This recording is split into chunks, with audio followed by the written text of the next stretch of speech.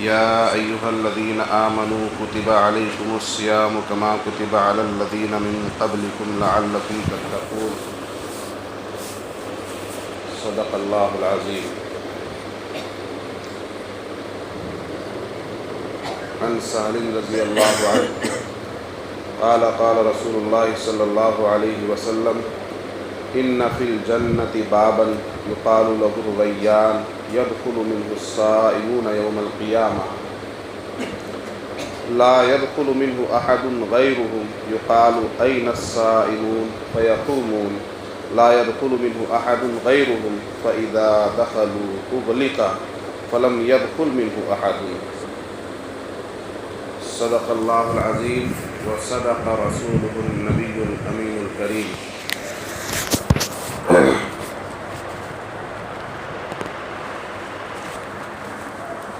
محترم مصلیان کرام، معزز حاضرین، قابل قدر دینی بھائیوں اور بزرگوں، اللہ تبارک و تعالیٰ کا بے انتہا فضل و احسان ہے کہ اس نے ہمیں رمضان جیسا مبارک مہینہ عطا کیا، اور اس مبارک مہینے میں مبارک دن کے اندر اس کے پاکیزہ گھر میں حاضری دینے کی توفیق عطا فرمائی۔ کتنے ہی محروم القسمت لوگ ایسے بھی ہوں گے جو اس بابرکت مہینے میں بھی اور اس عظیم الشان دن یعنی جمعے کے دن میں بھی اپنی مصروفیات اور دنیاوی مشاغل سے باہر نہیں نکل پا رہے ہوں گے۔ آپ جب جمعے کے لیے تشریف لاتے ہیں، آپ کو اپنے چند مسلمان بھائی دکانوں پر کام کرتے ہوئے، میلے کچیلے کپڑے پہنے ہوئے، محنت مزدوری کرتے ہوئے نظر آتے ہوں گے۔ حالانکہ وہ اس کام میں لگ کر اس عمل سے زیادہ نفع حاصل نہیں کر رہے ہیں، یہ انہیں بھی معلوم ہے۔ بات صرف توفیق کی ہے کہ اللہ تبارک و تعالی جسے چاہتا ہے، جسے توفیق عطا کرتا ہے، اور اللہ تبارک و تعالی کو جو بندہ محبوب ہوتا ہے اسے وہ اپنے گھر کی حاضری عطا کرتا ہے۔ کسی شخص نے کہا، مولانا صاحب دعا کر دیجیے گا، مسجد میں جانے کا من نہیں کرتا، نماز کی طرف قدم نہیں بڑھتے۔ مولانا نے کہا کہ تم سوچو کہ تمہارے قدم مسجد کی طرف نہیں بڑھتے یا مسجد والا خود تمہیں مسجد سے دور رکھے ہوا ہے۔ تو یہ اس آدمی کی محروم القسمتی ہے، بدبختی ہے کہ جو مسجد سے دور ہے، رمضان جیسے مبارک مہینے کی عبادتوں سے دور ہے، اس کی بابرکت ساعتوں اور لمحوں سے دور ہے۔ اللہ تبارک و تعالی انہیں بھی توفیق عطا فرمائے اور ہمیں اپنی عبادت پر روزے اور رمضان کی برکات کو حاصل کرنے پر استقامت عطا فرمائے۔ کہیے آمین۔ اللہ تعالیٰ نے ہمیں مسلمان بنایا اور اسلام جیسی دولت، ایمان جیسی نعمت سے سرفراز کیا۔ میرے بھائیوں، اس دنیا کے اندر ہم کتنا ہی کچھ حاصل کر لیں، بڑی سے بڑی دولت اور بڑی سے بڑی سلطنت کے مالک ہو جائیں، لیکن اللہ تبارک و تعالی نے جو ہمیں یہ دولت اسلام عطا کی ہے اور نعمت ایمان سے نوازا ہے، اس سے بڑھ کر نہ کوئی دولت ہو سکتی ہے اور نہ اس کا مقابلہ دنیا کی کوئی سلطنت اور بادشاہت کر سکتی ہے۔ ایک آدمی ساری دنیا کا بادشاہ بن جائے ہفت اقلیم کا بادشاہ بن جائے لیکن اس کے پاس ایمان نہیں تو وہ کسی حیثیت کا آدمی نہیں ہے.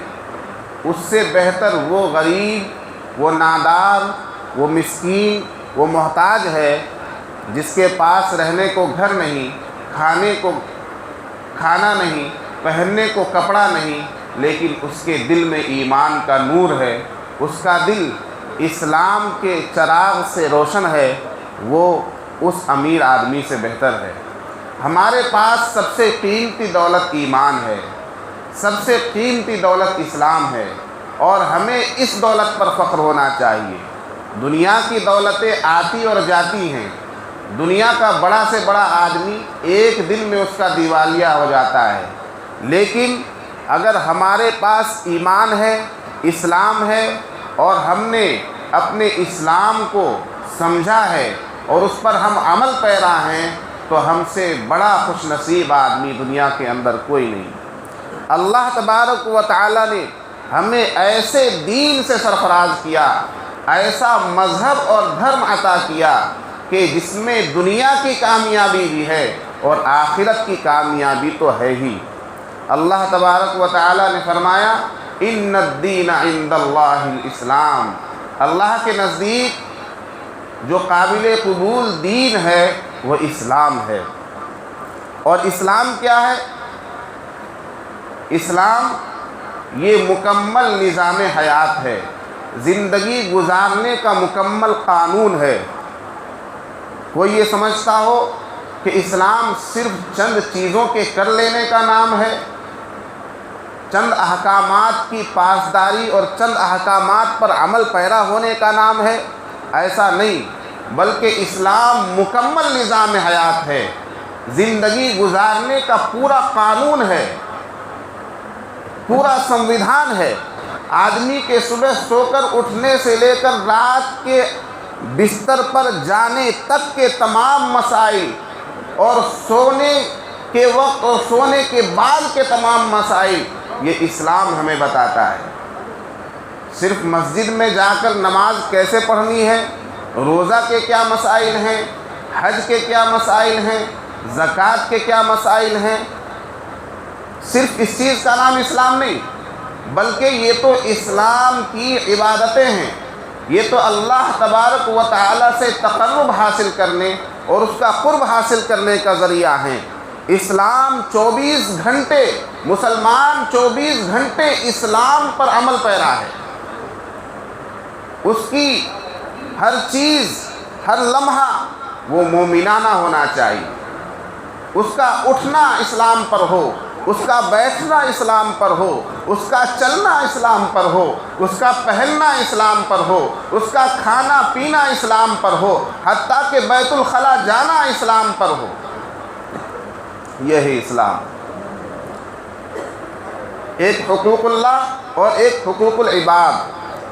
اللہ کے حقوق جو ہم سے متعلق ہیں، ہم اللہ کے حقوق ادا کرنے والے ہو جائیں، اور بندوں کے جو حقوق ہم سے متعلق ہیں بندوں کے حقوق ادا کرنے والے بن جائیں. یہ ہے کامل اور مکمل مسلمان. تو اسلام مکمل نظام حیات ہے. خدا کی قسم اگر آپ اسلام کا مطالعہ کریں تو آپ کو اس سے بہتر کوئی نظام، اس سے بہتر کوئی قانون، اس سے بہتر کوئی راستہ، اس سے بہتر کوئی طریقہ دنیا کے اندر نظر نہیں آئے گا. مجھے بتائیے کہ دنیا کے کس قانون نے، دنیا کی کس کتاب نے جانوروں کے حقوق بتائے، انسانوں کے حقوق بتائے، راستوں کے حقوق بتائے، جنگلات کے حقوق بتائے؟ ہے کوئی قانون؟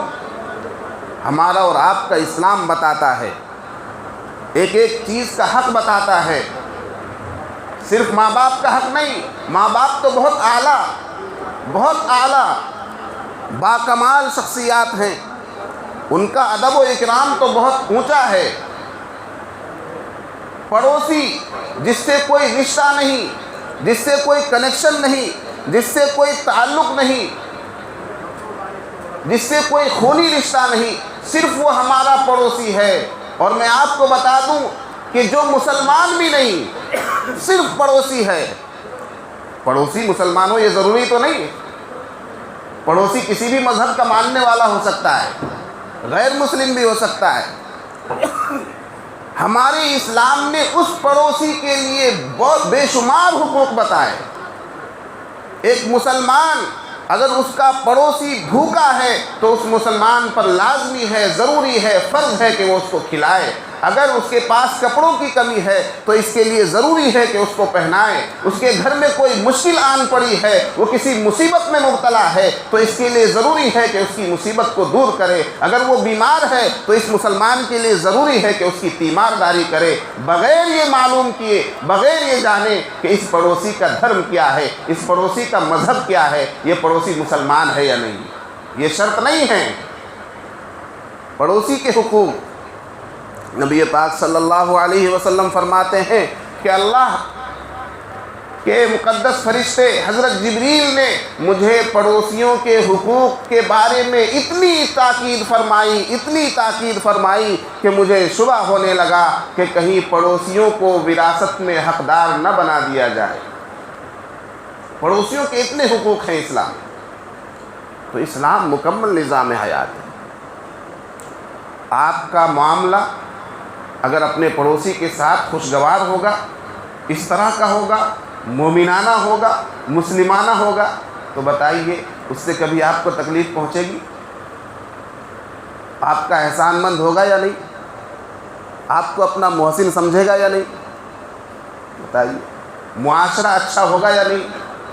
سماج میں سدھار آئے گا یا نہیں؟ سماج میں محبت اور الفت پیدا ہوگی یا نہیں؟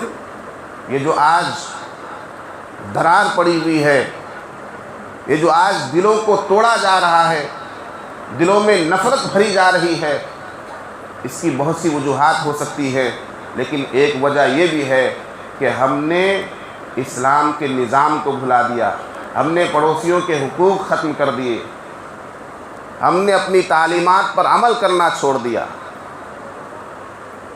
اسلام ہماری زندگی میں، ہمارے عمل میں، ہمارے ہر وقت میں اسلام نہیں بلکہ صرف ہماری زبان پر اسلام، ہمارے جوش اور جذبے میں اسلام، ہمارے نعروں میں اسلام ہے۔ سرفراز بزمی نے کہا، اللہ سے کرے دور تو تعلیم بھی فتنہ، املاک بھی، اولاد بھی، جاگیر بھی فتنہ۔ اللہ سے کرے دور تو تعلیم بھی فتنہ، املاک بھی، اولاد بھی، جاگیر بھی فتنہ، اور ناحق کے لیے اٹھے تو شمشیر بھی فتنہ، اور شمشیر ہی کیا نعرہ تکبیر بھی فتنہ۔ آج ہم لوگ اس طرح کی نعرہ تکبیر لگا رہے ہیں جو فتنے کا باعث بن رہا ہے۔ میرے دوستو، ہمیں اسلام کو سمجھنے کی ضرورت ہے، اسلام کے نظام کو سمجھنے کی ضرورت ہے۔ میں نے آیت پڑھی، یا ایھا الذین آمنوا کتب علیکم الصیام کما کتب علی الذین من قبلکم لعلکم تتقون۔ اے ایمان والو، تم پر روزے فرض کیے گئے ہیں، کما کتب علی الذین من قبلکم، جیسا کہ تم سے پہلے لوگوں پر روزے فرض کیے گئے تھے۔ اور روزہ فرض کرنے کا مقصد کیا ہے؟ لعلکم تتقون، تاکہ تم پرہیزگار بن جاؤ، تاکہ تم متقی بن جاؤ، تاکہ تمہارے اندر تقوی آ جائے، تمہارے اندر اخلاص آ جائے، نورانیت آ جائے، روحانیت آ جائے، شرافت آ جائے، سخاوت آ جائے، اچھائی آ جائے، تمام برائیوں سے تمہیں نجات مل جائے۔ یہ ہے روزے کا مقصد۔ روزے کا مقصد کیا ہے؟ آدمی کا اچھا بھلا ہونا، آدمی کا تقوی پر آ جانا، اللہ کی خشیت اس کے دل میں آ جانا، اللہ سے ڈرنے والا بن جائے، یہ ہے روزے کا مقصد۔ ایک آدمی پورے مہینے روزہ رکھتا ہے اور عید کے بعد اس کا حال وہی ہو جاتا ہے، نافرمانوں جیسا، دھوکہ دینے والا، جھوٹ بولنے والا، لوگوں کو ستانے والا، تو یہ سمجھا جائے گا کہ اس کو روزے کا مقصد حاصل نہیں ہوا۔ روزہ تو اس نے رکھا، روزے کا ثواب بھی اس کو ملے گا، روزے کا اجر تو اللہ کے ذمہ ہے، اللہ تبارک و تعالیٰ دے گا ہی، لیکن روزے کا جو مقصد حاصل ہونا چاہیے تھا وہ اس کو حاصل نہیں ہوا۔ تو ہم روزہ رکھیں، روزہ رکھنے کے ساتھ ساتھ اس کے مقاصد پر نظر رکھیں کہ روزہ رکھنے کا مقصد کیا ہے۔ اللہ کے ایک حکم سے، مؤذن کی ایک پکار سے ہم نے کھانا چھوڑ دیا، حالانکہ کھانا جائز تھا، غیر رمضان میں کھانا جائز ہے، اللہ کے حکم سے ہم نے کھانا چھوڑ دیا جو جائز چیز تھی، پینا چھوڑ دیا، پانی پینا غیر رمضان میں جائز تھا، اللہ کا حکم آیا اور ہم نے کھانے پینے سے ہم رک گئے، بیوی سے مجامعت سے رک گئے،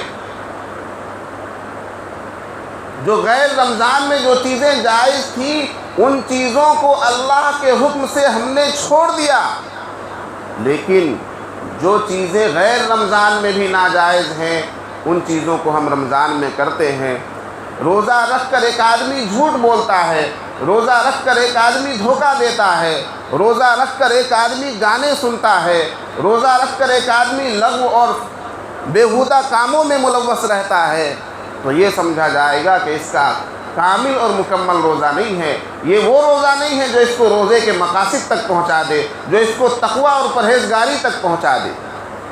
جھوٹ بولنا تو ہر حال میں ناجائز ہے، حرام ہے، چاہے روزہ ہو یا غیر روزہ ہو، رمضان ہو یا غیر رمضان ہو۔ جھوٹ بولنا، دھوکہ دینا، دوسروں کو ستانا، جھگڑا کرنا، گالی گلوچ کرنا، یہ تو بہت ممنوع باتیں ہیں اور اسلام نے ہر وقت اس سے منع کیا ہے۔ ایک آدمی روزہ رکھے تو اسے جو کھانے پینے سے رک رہا ہے اسے چاہیے کہ ہم ان تمام باتوں سے رک جائیں جو غلط ہیں، جو منع ہیں، خواہ رمضان ہو یا غیر رمضان ہو، تو روزے دار کا روزہ مکمل سمجھا جائے گا۔ اس لیے ہمیں اور آپ کو چاہیے کہ جب ہم نے صبح سحری کھانے کے بعد روزے کی نیت کی تو اب پورے دن کے لیے ہم یہ سمجھ لیں کہ ہاں ہمارے کانوں کا بھی روزہ ہے، اس سے کوئی غلط بات نہیں سنی جائے گی، ہماری زبان کا بھی روزہ ہے، کوئی غلط بات نہیں نکالی جائے گی، ہماری آنکھوں کا بھی روزہ ہے، کسی غلط شے کی طرف، کسی نامحرم کی طرف نہیں دیکھا جائے گا، ہمارے ہاتھوں کا بھی روزہ ہے، ہمارے ہاتھوں سے کسی کو تکلیف نہیں پہنچے گی، ہمارے پاؤں کا بھی روزہ ہے، ہمارے قدم کسی غلط جگہ نہیں جائیں گے، اور پورے بدن کا، دل کا روزہ ہے کہ دل میں کوئی غلط خیال نہیں آئے گا۔ اگر آدمی اس طرح سے روزہ رکھ لے تو انشاءاللہ ضرور وہ روزے کے مقاصد تک پہنچے گا اور تقوی اور پرہیزگاری والی بات ضرور اس میں آئے گی انشاءاللہ۔ اس طرح سے روزہ رکھیں گے، روزہ کے بے شمار فوائد، اور صرف اخروی فوائد نہیں، اخروی فوائد ابھی میں نے حدیث سنائی آپ کو، روزے دار کے لیے ایک اسپیشل دروازہ ہے جنت میں، یقال لہ الریان، جس کا نام ریان ہے، باب الریان۔ روزے دار کے لیے یہ اسپیشل دروازہ ہے جس سے صرف روزے دار جنت میں داخل ہوں گے، صرف روزے دار جنت میں داخل ہوں گے۔ روزے داروں کو پکارا جائے گا، یقال این الصائمون، کہا جائے گا کہاں ہیں روزے دار؟ یقومون، سب کے سب کھڑے ہو جائیں گے اور ریان نامی جنت کے دروازے سے جنت میں داخل ہو جائیں گے، اس کے بعد وہ دروازہ بند ہو جائے گا۔ اور اللہ تبارک و تعالیٰ نے فرمایا، حدیث قدسی ہے کہ روزہ میرے لیے ہے اور میں ہی اس کا بدلہ دوں گا، جس کا بدلہ خود خالق کائنات، بادشاہوں کا بادشاہ اللہ تبارک و تعالیٰ رب العالمین، جنت اور دوزخ کا مالک، وہ خود جس عمل کا، جس عبادت کا بدلہ دے تو اس بدلے کے کیا کہنے، اس انعام کے کیا کہنے، کوئی اس انعام کا تصور کر سکتا ہے؟ نہیں کر سکتا۔ میرے دوستو، بے شمار انعام روزے کے تعلق سے ہمیں ملے گا آخرت کے اندر۔ دنیا کے بے شمار فوائد ہیں روزہ رکھنے میں۔ روزہ رکھنے سے روزے دار کی بہت سی بیماریاں ختم ہو جاتی ہیں، بہت سے امراض ختم ہو جاتے ہیں۔ آکسفورڈ یونیورسٹی کا پروفیسر ہے مورکولڈ، جس کا نام ہے، آکسفورڈ یونیورسٹی کے اس پروفیسر نے کہا تھا کہ جب میں نے اسلامی تعلیمات کا مطالعہ شروع کیا، جب میں نے اسلام کو پڑھنا شروع کیا تو میں روزے کی جو تعلیمات ہیں اور روزے کا جو باب ہے، یہاں پہنچ کر میں حیران ہو گیا کہ اسلام میں روزہ، حیران ہو گیا، اور وہ کہتا ہے کہ میں پیٹ کی ایک بیماری کے اندر مبتلا تھا، پیٹ میں جو سوجن ہو جاتا ہے، سوزش ہو جاتی ہے، اس طرح کی بیماری میں مبتلا تھا، تو میں نے اسلام کے اس عمل کو اپنایا، میں نے روزہ رکھنا شروع کیا، اور چند ہی دن کے بعد میں نے دیکھا کہ میری بیماری میں کمی آ رہی ہے، اور پھر میں نے مستقل روزہ رکھا تو وہ بیماری ختم ہو گئی۔ کون کہہ رہا ہے یہ بات؟ کوئی مسلمان تو نہیں کہہ رہا ہے، آکسفورڈ یونیورسٹی کا پروفیسر کہہ رہا ہے۔ اور میڈیکل سائنس میں آپ معلوم کریں گے روزے کے بے شمار فوائد ہیں۔ جو لوگ روزہ نہیں رکھتے بدبختی ہے ان کے لیے، ذرا سا بہانہ مل جائے، جی ہمارا کام بہت ہارڈ ہے، ہارڈ ورکر، یہ سب بہانے نہیں چلیں گے۔ تم اپنی آخرت بھی برباد کر رہے ہو اور دنیا بھی برباد کر رہے ہو۔ تم سوچ رہے ہو کہ روزہ نہیں رکھ کر، کھا پی کر، کام کر کے تم ایک سال زیادہ زندہ رہ لو گے، ایسی بات نہیں ہے۔ روزہ رکھنے والا تم سے زیادہ صحت مند ہوگا انشاءاللہ، روزہ رکھنے والا تم سے زیادہ تندرست ہوگا۔ کام کتنا بھی ہارڈ ہو، روزہ رکھنا ہے۔ اور اگر ایسا کام ہے کہ جس میں آپ روزہ رکھ ہی نہیں سکتے تو 1 مہینے کے لیے کام بدل دو، اپنا عمل کیوں بدل رہے ہو؟ روزہ نہیں رکھنا ہے، یہ ڈیسیزن لے لیا، ارے یہ ڈیسیزن لیتے نا کہ ہمیں ہارڈ ورک نہیں کرنا ہے، کوئی آسان کام میں لگ جاتے 1 مہینے کے لیے، تو ذرا سے بہانے پر روزہ چھوڑ دیتے ہیں ہمارے احباب۔ اب تو یونیسکو یونائٹڈ نیشن نے بھی افطاری کو اپنے کلچرل پروگرام میں شامل کر لیا ہے۔ صرف افطاری کو، انشاءاللہ روزے کو بھی کریں گے یہ لوگ، ابھی افطاری کو شامل کیا ہے، صرف افطاری کو یونیسکو نے۔ مجھے راحت اندوری کا وہ شعر یاد آیا جب میں نے یہ خبر پڑھی کہ سیاست میں ضروری ہے رواداری سمجھتا ہے، سیاست میں ضروری ہے رواداری سمجھتا ہے، وہ روزہ تو نہیں رکھتا پر افطاری سمجھتا ہے۔ تو ابھی اس نے افطاری سمجھی ہے، انشاءاللہ روزہ بھی سمجھ جائے گا۔ اور آج کی بات ہے، صرف مسلمان نہیں، دنیا کے بے شمار دیگر مذاہب کے لوگ روزہ رکھتے ہیں، صرف اپنی صحت کو برقرار رکھنے کے لیے، تندرستی لانے کے لیے روزہ رکھتے ہیں۔ مسلمان نہیں ہیں لیکن روزہ رکھتے ہیں، بڑے بڑے ڈاکٹر، بڑے بڑے سائنسداں روزہ رکھتے ہیں اپنی صحت کو بحال کرنے کے لیے۔ تو میرے دوستو، ہمیں روزہ رکھنا چاہیے، اور روزے کے آداب کے ساتھ روزے کی تمام تر جو رعایتیں ہیں، ان رعایتوں کو، روزے کا جو حق ہے اس حق کو بجا لاتے ہوئے روزہ رکھنا چاہیے۔ اللہ تبارک و تعالی ہمیں رمضان المبارک کے ایک ایک لمحے کی قدردانی نصیب فرمائے، اور روزوں کی عبادتوں کو، تراویح کو، قرآن کی تلاوت کو زیادہ سے زیادہ اپنے عمل میں لانے کی توفیق عطا فرمائے۔ وآخر دعوانا ان الحمد للہ رب العالمین۔